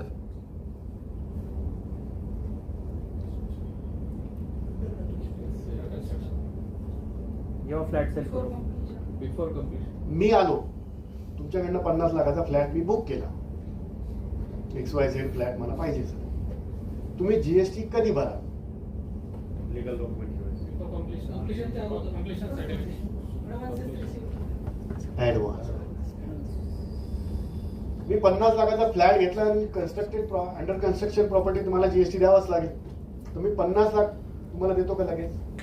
जसं जसं स्टेप ठरलेत आपल्या त्याप्रमाणे मी तुम्हाला पेमेंट. पण तुम्ही ऍज अ बिल्डर जीएसटी कधी भरायचा आणि तो किती भरायचा? साधा प्रश्न आहे. मला सांगू समजलं नसेल 1% इंटरेस्ट रेसिडेन्शियल, सॉरी 1% रेसिडेन्शियलला. नाही 50 लाख रुपये की मी 5 लाख रुपये तुम्हाला दिले, आज 45 मी फ्युचरला देणार, तर आज जीएसटी किती भरायचं आहे तुम्हाला? स्टेप वाईज डिस्बर्समेंट होईल बँकेकडून, त्याच्या इम्पॅक्ट. ओके. अजून सब्जेक्ट टू तुमची अग्रीमेंट टू सेल काय म्हणते सर? सरांनी सांगितलं ते बरोबर आहे, पण तुमच्या अग्रीमेंट टू सेल मध्ये ते मेन्शन आहे. जर अग्रीमेंट टू सेल मध्ये मेन्शन नसेल तर ज्या दिवशी अग्रीमेंट टू सेल होईल त्या दिवशी 50 लाखावर 1% किंवा 5% किंवा 12% जीएसटी भरणं कंपल्सरी आहे. म्हणजे काय सर, तुम्ही काय म्हणता मला लक्षात येत नाही. तर अग्रीमेंट टू सेल मध्ये मेन्शन केलं असलं पाहिजे की जसा जसा तुम्ही ऍडव्हान्स द्याल तसं तसं त्याची रिसीट धरली जाईल आणि त्याच्यावर जीएसटी भरायचा आहे असं स्पेसिफिक मेन्शन असलं पाहिजे. अग्रीमेंट फॉर सेल जर सायलेंट नसेल तर जीएसटी डिपार्टमेंट तुम्हाला त्रास देऊ शकतं की याच्यामध्ये मेन्शन नाही 50 लाख रुपयावर जीएसटी भरा, त्याच दिवशी भरा. तर जीएसटीचा क्लॉज हा त्या अग्रीमेंट टू सेल मध्ये मेन्शन केलेलाच असला पाहिजे. आता विषय जीएसटी मी तुम्हाला देणं गरजेचं आहे का तुम्ही गव्हर्नमेंटला भरणं गरजेचं आहे का मी गव्हर्नमेंटला दिला पाहिजे? Who is responsible? Builder is responsible. मी देणं आहे का नाही देणं आहे? मी नाही दिला, बिल्डरला द्यावं लागेल. बिल्डरला द्यावंच लागेल, हे लक्षात घ्या. म्हणजे तुम्ही असं म्हणू शकत नाही की मी त्याच्याकडनं जीएसटी घेतला नाही, असं नाही, द्यावा लागेल. व्हॅटच्या केसेस किती लोकांना आठवत आहेत? किती लोकांवर ते व्हॅटच्या केसेस झाल्या की समोरच्याने दाखवलेलं नाहीये तुम्ही बघा असं. तर परत प्रश्न तोच येतो की कन्स्ट्रक्शन, आता मी कन्स्ट्रक्शन कॉस्टवर आलो, जर मी इनपुट जीएसटीचा जर विषय केला तर तुम्ही जर परचेस करत असाल तर ते नियमित चेक करा तुमच्या 2B मध्ये ते दिसतं आहे का, 2A मध्ये दिसतं आहे का. दिसत नसेल तर ज्याच्याकडनं परचेस केलं त्याच्याकडनं ते अपडेट करून घ्या. नुसतं अकाउंटंट किंवा कन्सल्टंट किंवा सीएला बुक्स रेकॉर्ड दिला आणि झालं असं होत नाही. तुम्ही जर काय म्हणतात त्याला कन्स्ट्रक्शन करत आहात, 1%, 5%, 12% जरी असेल तरी सुद्धा तुमच्या 2A 2B मध्ये तो दिसला पाहिजे.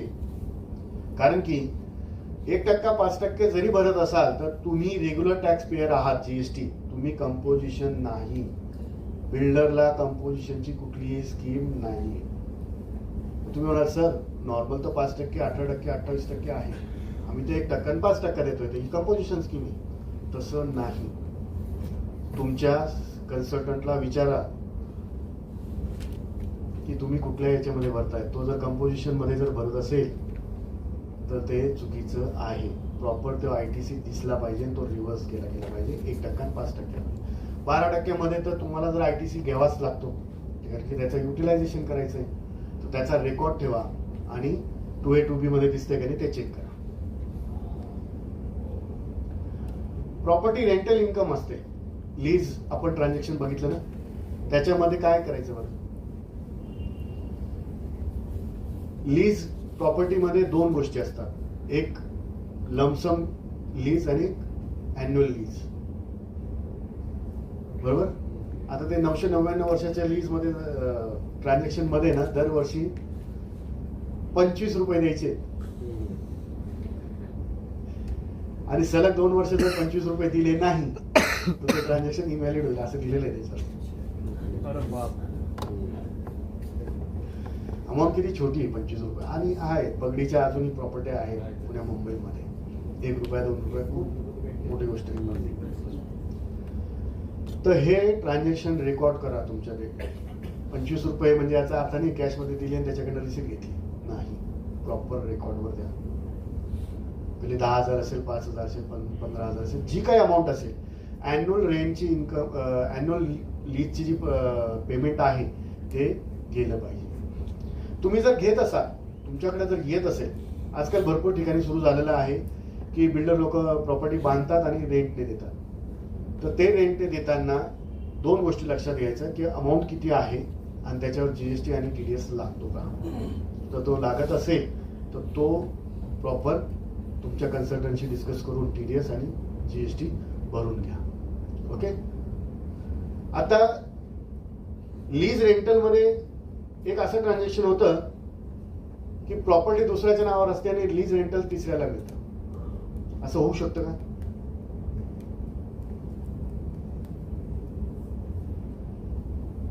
होऊ शकतं का. होऊ शकतं. कुठल्या केसमध्ये. नाही. वडिलांनी प्रॉपर्टी घेतली आहे, डेव्हलप केली आहे आणि मुलाच्या नावाने रेंट इन्कम दाखवतात. का तर माझं वडिलांचं टॅक्स स्लॅब चेंज होतं किंवा फ्लॅट मी म्हणजे व्यक्तीच्या नावाने असतो किंवा त्या माणसाच्या नावाने असतो आणि रेंट मिसेसच्या अकाउंटला राहतात. Is it possible. येस, लोक करतात, पण ऍज पर इन्कम टॅक्स ते चालत नाही. याचे 2 होऊ शकतं. एक तर ते सरळ सरळ इन्कम तुमचं पकडलं जाईल किंवा क्लबिंग ऑफ इन्कमचं प्रोव्हिजन लागेल आणि तरी सुद्धा तुम्हाला ते ब्रॅकेटमध्ये याल तुम्ही. तेवढं लक्षात ठेवा.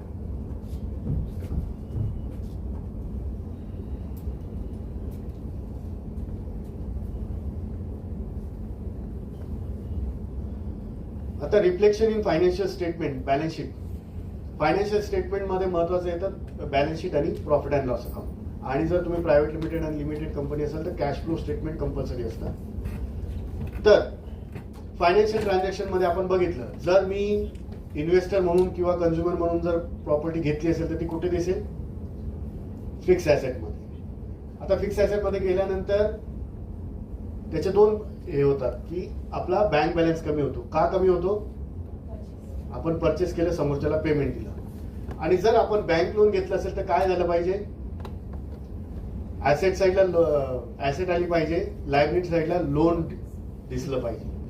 तर 31 मार्चला ड्युरिंग द इयर तो ठीक आहे, बॅलन्स मॅच नसेल लोनच्या स्टेटमेंट प्रमाणे तर तो चालून जातो. पण 31 मार्चला बँकेच्या स्टेटमेंट प्रमाणे तुमच्या बुक्स ऑफ अकाउंटला बॅलन्स शीटला ती अमाऊंट बरोबर मॅच असली पाहिजे. म्हणजे काय, प्रिन्सिपल आणि इंटरेस्ट याचं प्रॉपर बायफर्केशन झालेलं असलं पाहिजे. प्रिन्सिपलने काय होईल, तुमचं लोनची अमाऊंट कमी होईल आणि इंटरेस्टने काय होईल, तो तुमच्या P&L ला खर्च येऊ शकतो. पण इन्व्हेंटरीच्या केसमध्ये आणि जर फिक्स ऍसेट असेल तर तुमच्या कॅपिटलमध्ये तो दिसला पाहिजे, इंटरेस्ट पार्ट. आणि सेलरच्या बाबतीत काय होतं, ऍसेट मधून ऍसेट कमी होईल फिक्स ऍसेट मधून आणि बँक बॅलन्स वाढेल. किंवा जर तुम्ही लोनने ती प्रॉपर्टी घेतलेली असेल तर मग ते लोन संपलेलं असलं पाहिजे. हे बॅलन्स शीटला नॉर्मल इफेक्ट आहे इन केस ऑफ इन्व्हेस्टर किंवा कन्झ्युमर. हेच ट्रान्झॅक्शन बिल्डरच्या याच्यामध्ये, प्रमोटरच्या याच्यामध्ये किंवा डेव्हलपरच्या फायनान्शियल स्टेटमेंटमध्ये कुठे दिसेल? एक तर प्रॉपर्टी कुठे रजिस्टर होईल म्हणजे बुक होईल, पीएनएल ला डेबिट झालं पाहिजे, म्हणजे ते पीएनएल ला खर्च लँड एक्सपेन्सेस दिसले पाहिजे. ती वर्षाच्या शेवटी जर विकली, पार्ट जरी विकली तरी तेवढी कमी झाली पाहिजे, त्याच्यावरचं टॅक्सेशन झाले पाहिजे आणि उरलेली जी अमाऊंट आहे ती कुठे जायला पाहिजे? तुमच्या स्टॉक इन ट्रेड मध्ये जायला पाहिजे. ओके. फायनल थॉट जो स्टार्टिंगला मी केला होता,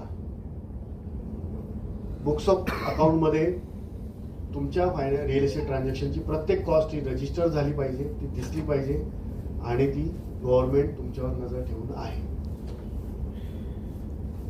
ओके. तर क्वेश्चन आणि आन्सरला सुरुवात करू.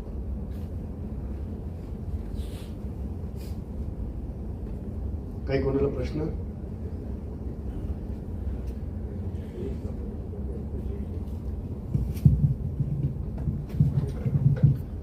रिअल इस्टेटचं कुठलाही ट्रान्झॅक्शन असेल, जीएसटी असेल, इन्कम टॅक्स असेल, रेरा असेल, तुम्ही कुठलाही प्रश्न विचारू शकता इन जनरल टर्म्स मध्ये. Sir, I have a question. बसून Sir, I have a question. If first the property before redevelopment, it's an old property, before redevelopment, all Satbara and everything is proper, documentation is proper, stamp duty is paid. After redevelopment, have we to pay the exact same stamp duty as per the rules and regulations, or we have some concession because we have already paid? आता तुम्ही कुठल्या shoes मध्ये उभे राहून माझ्याशी हा प्रश्न विचारतायत, हा हे महत्वाचं आहे. तुम्ही बिल्डर आहात का त्या प्रॉपर्टीचे ओनर आहात? Owner. आणि तुम्ही स्वतः डेव्हलप करताय का बिल्डरला दिली? That flat belongs to us. Earlier, before redevelopment, it was in our name. म्हणजे तुम्ही only. असं म्हणताय तुमची कोऑपरेटिव्ह हाऊसिंग सोसायटी आहे. Yes, earlier it was. हाँ, Earlier ठीक. it was. Now it is not there. नाही, कोऑपरेटिव्ह हाऊसिंग सोसायटी एकदा Cooperative झाली. only society, not cooperative housing society. Earlier they had mentioned it, but now after redevelopment they say कि it's an illegal construction. Before it was legal. Before redevelopment. Okay, if we don't go into that matter, I just want to know if I have paid the stamp duty earlier, same stamp duty I have to pay again. नाही, redevelopment मध्ये दोन प्रश्न महत्वाचे madam. Cooperative housing society असेल किंवा apartment असेल, Okay. Apartment need जर असेल ना किंवा कोऑपरेटिव्ह हाऊसिंग सोसायटी जरी असेल तर तुम्हाला 100 स्क्वेअर मीटरचा तुमचा फ्लॅट आहे. समजा बिल्डरने 110, 125, 150 दिले तुम्हाला, तर तुमचं म्हणणं असं आहे की 150ला तुम्हाला स्टॅम्प ड्युटी भरावी लागेल का, असं म्हणतायत का तुम्ही? नवीन जे मिळणार आहे तुम्हाला, We have got less than what we had. ठीक आहे ना, जे काही मिळालं आहे हां. तुम्हाला, तर त्याच्यावर तुम्हाला स्टॅम्प ड्युटी भरावी Again we लागेल. have to pay. हां. Okay, same. पण ती नाही, काय होतं माहिती का, रिडेव्हलपमेंटच्या केसमध्ये रिडेव्हलपमेंट अग्रीमेंट जेव्हा होते ना त्यावेळेस त्याचं एक व्हॅल्युएशन काढलं जातं स्टॅम्प वेंडरकडनं किंवा रेव्हेन्यू डिपार्टमेंटकडनं आणि त्याच्यावरती स्टॅम्प ड्युटी भरली जाते. जेव्हा ती तुमच्या नावावर हँडओव्हर होते तेव्हा फक्त 100 रुपये, आता 500 रुपयाच्या स्टॅम्प पेपरवर तुमच्या नावावर हँडओव्हर होते. Okay, thank you, sir. हा, इन केस ऑफ जीएसटी तुम्हाला आता जी व्हॅल्युएशन आहे त्याच्यावर पूर्णवर भरावं लागतं. त्याच्यावर परत येतं की निगोशिएशन, बिल्डर किती भरणार आहे आणि ओनर किती भरणार आहे. चांगला प्रश्न म्हणजे विषय आला तो. रिडेव्हलपमेंट मध्ये काय होतं, कोऑपरेटिव्ह हाऊसिंग सोसायटी किंवा अपार्टमेंट डीड मध्ये, की समजा तुमचा जुना याचा माझा 100 स्क्वेअर मीटरचा फ्लॅट आहे, मला तुम्ही 150 दिला, तर मला stamp duty joint development agreement मध्ये जी आहे ती बिल्डरच भरतो, मला नवीन भरायची गरज नाही. पण जीएसटी मला पूर्ण 150 स्क्वेअर मीटरवर भरायचा असतो बरं का, सब्जेक्ट टू 1% आणि 5%. आता तो नंतरचा विषय असतो की बिल्डर आणि तुमच्यामध्ये काय निगोसिएशन होतं की तू किती भरणार आहे, मी किती भरणार आहे, जुन्यावर तुम्ही भरायचा, नव्यावर मी भरायचा, हा विषय आहे. पण जीएसटी डिपार्टमेंट तुमच्याकडनं पूर्ण 150 स्क्वेअर मीटरच जीएसटी वसूल करेल. I'm liable to pay GST. Yeah. Yeah. Thank you, sir.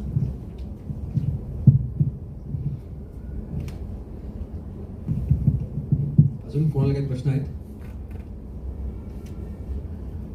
पुन्हा एकदा थँक्यू, तुम्ही वेळ दिला आणि याच्या व्यतिरिक्त जरी प्रश्न असतील तर तुम्ही मला सर, ते आपण रिडेव्हलपमेंट डीड करतो आणि अंडर कन्स्ट्रक्शन मध्ये म्हणजे असेल आणि त्याच्यात सगळे विकले गेले तर तेव्हा जीएसटी लागत नाही ना रिडेव्हलपमेंट डेटमध्ये नाही, लागतो. रिडेव्हलपमेंटचं असेल तर लागतो आधी लागत नाही म्हणजे सगळे विकले गेले सगळे थ्रूआउट सगळे युनिट्स विकले गेले ते असं नॉर्मल जर आपली लँड असेल तर तेव्हा लागतो अंडर कन्स्ट्रक्शन मध्ये रिडेव्हलप मध्ये नाही लागतो ना. म्हणजे तुमचं असं म्हणणं आहे की तुमची लँड होती, तुम्ही बिल्डरला दिली, जॉईंट डेव्हलपमेंट अग्रीमेंट केली, 5 फ्लॅट तुम्हाला येणार आहे, 5 फ्लॅट बिल्डरला जाणार आहे. तर त्या 5 तुमचे पण 5 आणि त्याचे पण 5 जर कम्प्लिशनच्या आधी विकले गेले तर त्यावेळेस जीएसटी भरण्याचं मला वाटतं याची मोठी केस आहे का नाही. नाही ते इन्कम टॅक्सच्या बाबतीत होतं की तुम्ही जॉईंट डेव्हलपमेंट अग्रीमेंट केलेली आहे आणि तुम्ही जर विकलं नाही तर तुम्हाला इन्कम टॅक्स जेव्हा कम्प्लिशन येईल ना त्याच्यानंतर भरायचं आहे. हा, आणि त्याच्यामध्ये जीएसटीचा जर अजून एक म्हणजे कन्सिडरेशन जर पकडलं तर तुम्ही विकलंच नाही, तुमचे ऍज अ लँड ओनर तुम्ही विकलेच नाही, तर ज्या दिवशी कम्प्लिशन आलं त्या दिवशी तुम्हाला जीएसटी भरून घ्यायचं आहे. पण वेळेस बिल्डरला काय होईल, त्याने जर विकला नाही कम्प्लिशनच्या आधी तर कम्प्लिशन नंतर त्याला जीएसटी भरायची गरज नाही. लक्ष झालं काढायला मग जॉईंट डेव्हलपमेंट अग्रीमेंट मध्ये लक्ष घ्या. मी लँड ओनर आहे आणि ते डेव्हलपर आहे, मला 5 फ्लॅट मिळाले, त्यांना 5 फ्लॅट मिळणार आहे. मी लँड ओनर आहे ना, ते डेव्हलपर आहे. आम्ही दोघांनी कम्प्लिशनच्या आधी जर विकला तर त्यावेळेस आम्हाला जीएसटी भरायचा आहे. जरी बुकिंग आता घेतली नंतर कम्प्लिशन नंतर जरी पैसे आले तर आम्हाला ते जीएसटी भरूनच घ्यायचं आहे. मी लँड ओनरने काय केलं, मी कम्प्लिशन येस तोपर्यंत विकलंच नाही, होल्ड केलं. तर ज्या दिवशी कम्प्लिशन येईल त्या दिवशी विदिन 30 डेज त्या टॅक्स म्हणजे जीएसटी रिटर्नच्या पिरियडमध्ये मला माझ्या हिस्स्याच्या मी जे फ्लॅट विकले नाही त्याच्यावर जीएसटी भरून घ्यायचा आहे. तो कोणी भरायचा आहे, बिल्डरने भरायचा आहे. मी लायबल आहे का नाही नंतरचा विषय, हा निगोसिएशनचा विषय त्यांचा आणि माझा, बरोबर. हा, त्यांनी विकले नाही कम्प्लिशन पर्यंत तर कम्प्लिशन नंतर विकले तर त्यांना जीएसटी नाही, कम्प्लिशनच्या आधी विकले तर जीएसटी. तर ज्यावेळेस तुम्ही असे ट्रान्झॅक्शन करतात तर तुम्हाला काय फायदा होणार आहे हे अनालिसिस करणं गरजेचं आहे. तुम्हाला कन्सल्टंट तसा असला पाहिजे.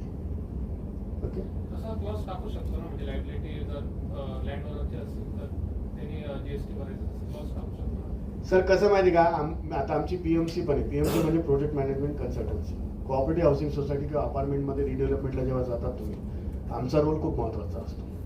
याच्यामध्ये चार्टर्ड अकाउंटंट असतो, ॲडव्होकेट असतो, इंजिनियर असतो आणि आर्किटेक्ट असतो. आमची तशी टीम आहे.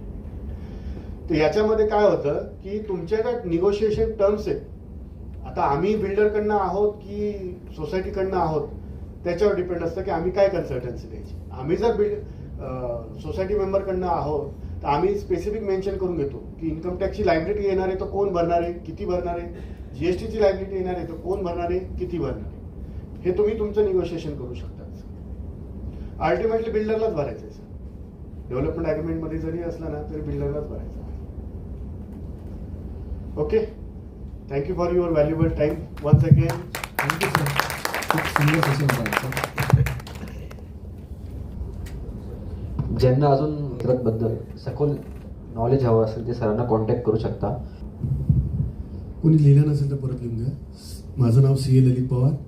नंबर आहे 9325795552. पुन्हा एकदा सांगतो, 9325795552. कसं वाटलं आजचं सेशन? छान होतं ना. खूप लोकांनी मिस केलं. आमचे नवीन मेंबर गोवर्धने सर, कसं होतं सेशन? असेच सेशन्स होतात आमच्याकडे. आणि फक्त एक रिक्वेस्ट करतो की जास्तीत जास्त मेंबरला सांगा की आज फार छान सेशन त्यांनी मिस केलं आहे. आता आपले अध्यक्ष संजय मोरे सर आणि संदीप पाटील, मी यांना विनंती करतो त्यांनी मंचावर यायचं आहे. सरांचा आपण सत्कार करूया. As an token of love Marathi बांधकाम व्यावसायिक असोसिएशन तर्फे सरांना एक छोटंसं गिफ्ट.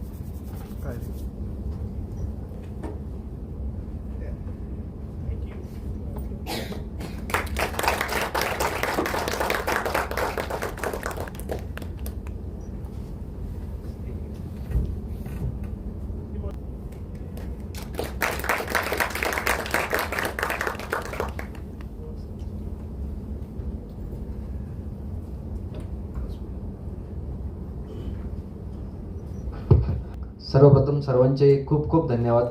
आपण आलात. मॅडम देवळालीवरून आले. Thank you very much.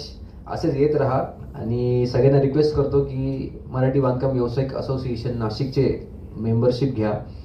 March two March आमचे ही मेंबरशिप आहे 1 वर्षाची आणि आय थिंक डिटेल्स तुम्हाला दिलेले असतील सगळ्या. अशोका व्हर्च्युअल हॉल ज्यांनी हा हॉल आम्हाला उपलब्ध करून दिला त्यांचे पण खूप खूप धन्यवाद. आमचे मामा जे नेहमी आम्हाला सहकार्य करत असतात त्यांचेही खूप खूप धन्यवाद. आणि सर्वात महत्त्वाचं म्हणजे पवार सर. आमचं रेराचं सेशन झालं होतं ते पण हिट होतं आणि आजचं सेशन पण खूप छान झालं.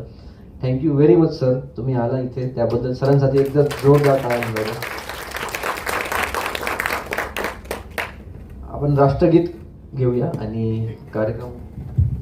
तुम्ही असेच विषय मला देत जा आणि माझ्या नॉलेजला चॅलेंज करून असंच बोलवत जा.